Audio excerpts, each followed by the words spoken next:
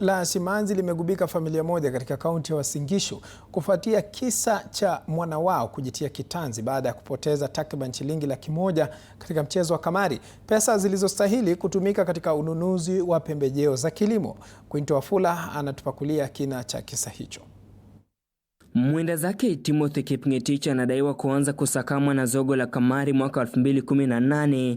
Hali hiyo ilizidi kuwa mbaya zaidi mwaka 2025 pale uraibu wa mbinu hiyo ya kusaka hela ulipodaiwa kumkosesha pumzi. Hasa alikuwa anagawa mingi, ilikuwa inaenda kwa fieta, alafu kidogo ndio ilikuwa inafika nyumbani. Sasa ikafika mahali hakuwa sasa analeta kitu nyumbani, lakini kazi alikuwa anaenda. Ya chusi tu ni kwamba alicheza hii mchezo wa fieta.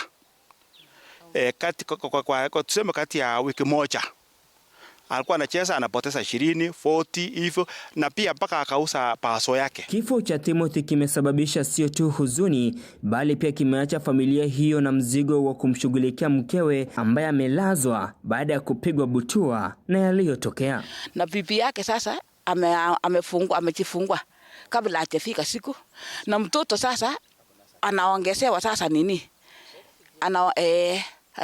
anaongezea oxygen kwa hospitali. Naomba serikali ituingilie, watusaidie kwa bili ya MTRH. Kwa sasa jamaa na familia wanazidisha rai kwa serikali na wadau husika kukaza kamba kwa sheria za kudhibiti michezo ya kamari ili kuzuia visa kama hivi, haswa kwa vijana wachanga. Aone tu vile hii vitu ishe bwana, sababu yanamaliza watoto wetu. Saa hii mtoto yenye alikuwa nategemea hakuna, sijui nitaanzia wapi. Sasa tutakuwa tunapoteza vijana wenye wako na faida kubwa sana kwa hii jamhuri yetu ya Kenya.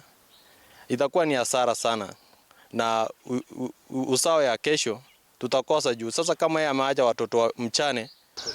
Quinto Wafula, TV 47.